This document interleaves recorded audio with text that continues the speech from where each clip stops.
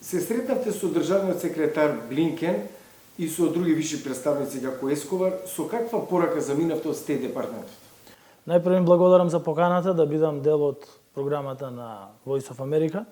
Денес имавме исклучително важна и конструктивна пријателска средба со државниот секретар Ентони Блинкен и со неговите први соработници, на кои што навистина беа реафирмирани и истакнати сите оние главни стратешки цели кои што државата ги има, а во чие што остварување секогаш сме имале помошта на Соединетите Американски држави.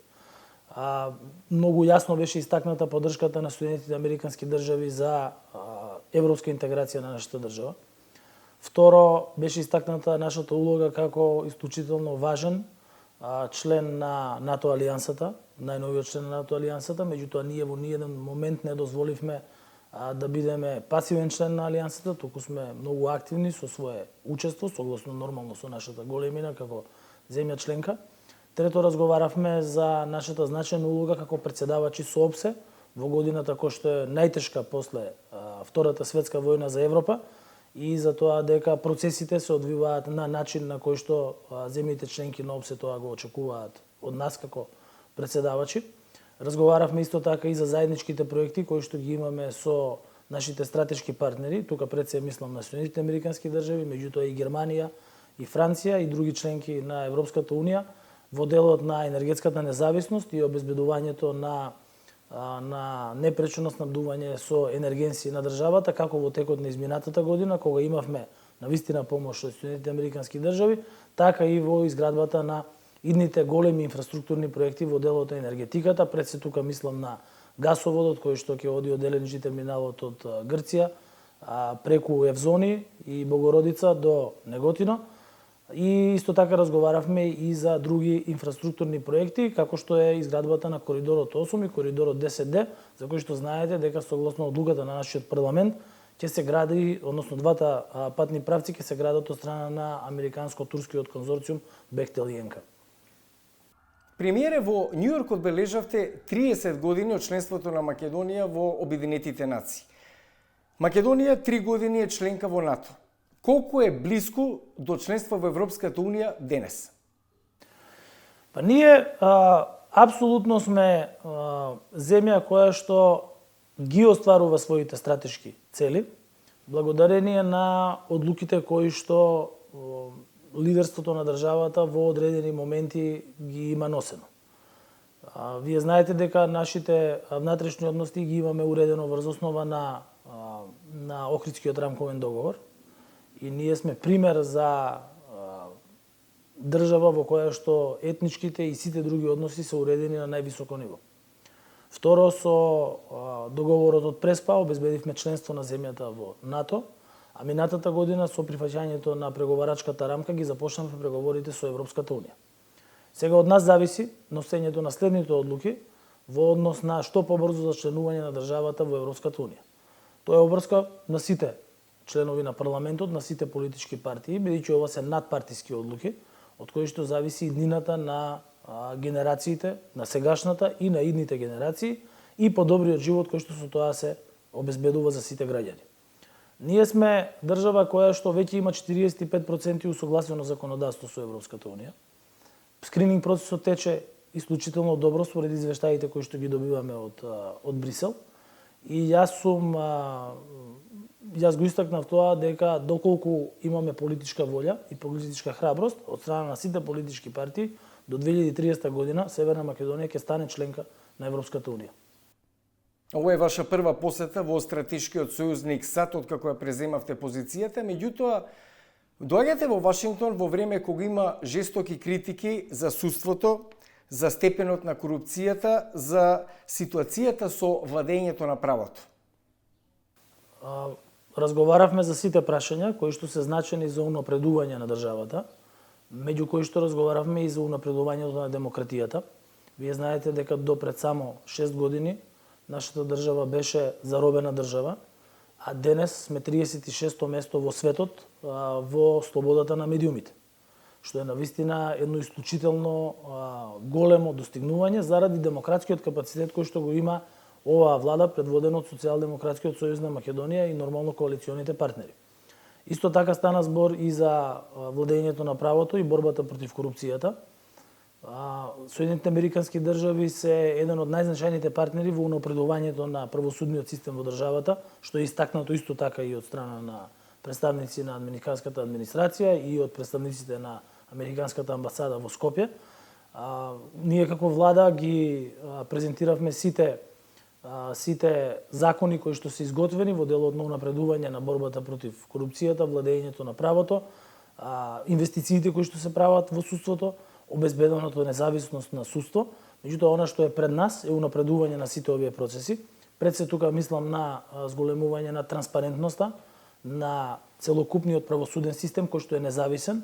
Меѓутоа, сепак тој се состои од поединци и низ една транспарентност треба да се идентификува кои се тие кои што имаат подобри перформанси, кои имаат пониски перформанси, за да може да се унапредат, а кои треба да бидат, например, заменети со некој нов кој што ќе донесе нова енергија и ќе донесе нов квалитет во работењето на правосудните органи. Веќе имаме нов кривичен законник кој што беше изгласан, меѓутоа и постојат голем број на закони кои што се во собраниска процедура, најголемиот дел од нив блокирани од страна на опозицијата. Јас се надевам дека ќе изнедат начин опозицијските пратеници да ги, ако имаат забелешки, да дадат на тие закони, а доколку немаат забелешки, тогаш едноставно да се дозволи да тече понатамошната процедура, бидејќи се тоа влијае на унапредување на системот. Многу е значено и што скрининг процесот на крајот ќе резултира со извештаи кои што се однесуваат на сите поглавја, вклучително и на поглавието на владењето на демократијата, владењето на правото, и тука ќе можеме точно да ги видиме сите критериуми кои што ќе треба да бидат исполнети во годините пред нас. Во моментот водите една сериозна политичка акција за заокружување на уставните измени. Како планирате да ги заокружите уставните измени во парламентот, ако се има во предвид фактот дека опозицијата, барем за сега, категорично навестува дека ќе гласа не? Како мислите да стасате до 80 пратеници? Јас многу пати имам истакнато дека уставните измени во делот на вклучување на други делови од народи во преамбулата на нашиот устав е една од одлуките за кои што е потребно двотретинско мнозинство до пристапувањето во полноправно членство во Европската унија. Значи, после таа одлука ќе следува одлука за, пред малку зборувавме, реформа на правосудството. За тоа се потребни повторно 2/3. Потоа ќе следува реформа на јавната администрација, зашто повторно е потребно 2/3. Реформа на децентрализацијата, повторно 2/3. Ваквите одлуки не смеат да бидат предмет на политички уцени. Бидејќи доколку станат предмет на политичка уцена, тогаш државата не може да напредува во остварување на својата стратешка цел. Бидејќи не може остварувањето на членството во Европска унија кое што обезбедува подобар животен стандард за граѓаните, повисоки плати, подобар правен систем, подобро владење на демократијата, поголема социјална заштита и така натаму, не може да биде заложник на кариерата на еден човек или на една политичка партија.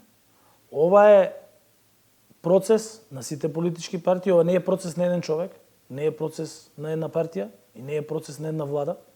Ова е широк општествен процес во кој што е веќе отпочнат, со оглед на тоа дека е во рамки на Министерството за правда формирана работна група за изготвување на уставните амандмани.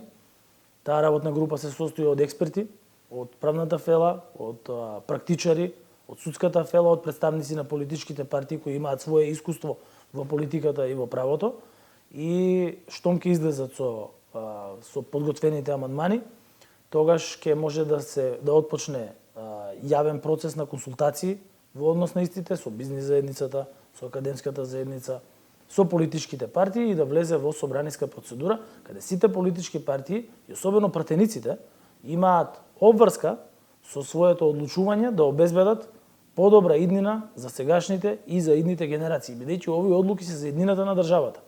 Не може да бидат предмет на дневна политика како што не биле во земјите кои што влегле во Европската унија. А ги гледаме разликите кога сте или не сте членка на Европска унија. кој можеше да замисли порано наши граѓани да одат да работат во Прага или во Братислава или во било која друга земја која што беше порано членка на Варшавскиот договор. Тоа беше незамисливо. Сега имаме цели улици од наши македонци во Прага, например, кои што таму одат заради поголема плата.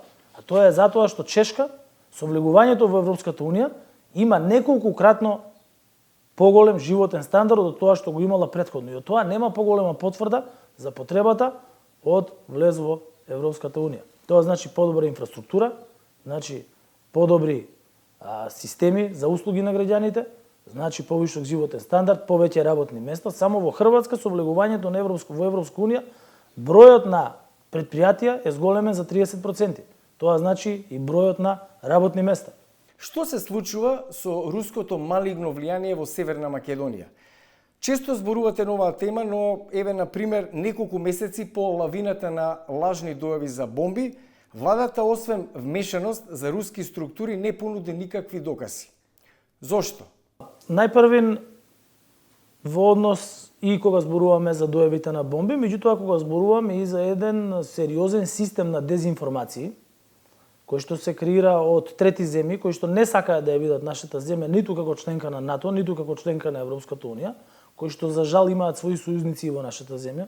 Ние веќе имаме политички партии кои што се финансираат од трети земји, имаме поединци кои што работат за интереси на трети земји, а кои што не сакаат да ја видат земјата интегрирана во Европската Унија.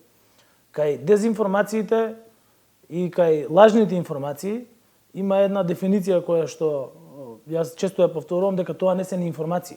Меѓутоа тие единствено сакаат да креираат хистерија и сакаат да креираат паника помеѓу населението. Не е лесно да се влезе во трага на IP адреси кои што одат преку виртуелни сервери во други земји. Меѓутоа, нашето Министерство за внатрешни работи, нашите безбедносни служби навистина се покажаа на ниво на задачата, особено заради тоа што и соработуваа со нашите стратешки партнери од НАТО, и тука пред се мислам на Соединетите американски држави, бидејќи со нив најмногу соработувавме во текот на изминатите месеци, кога бевме изложени и на сајбер напади, и на хибридни напади од различен вид во дел на дезинформации и така натаму, со што безбедносните служби во тој дел навистина покажаа и капацитет, меѓутоа и желба за зголемување на капацитетот. Денес потпишавме и меморандум со Соединетите американски држави во делот на борбата против дезинформациите, што значи дека во иднина ќе работиме многу поблиску со нив во делот на борбата против дезинформациите, идентификувањето од каде доаѓаат, идентификувањето на точките во нашата држава кои што ги шират тие дезинформации, менување на законската регулатива со цел обезбедување на поголеми можности за управување со целиот систем, на спречување на ширење на лажни информации и дезинформации, и тоа е еден подолгорочен процес кој што ќе треба да резултира со медиумски етер, кој што ќе биде базиран на вистински информации и кој што ќе биде базиран на демократските принципи на кои што почива нашата држава. Ви благодарам за разговорот за Гласот на Америка. Ви благодарам и на вас.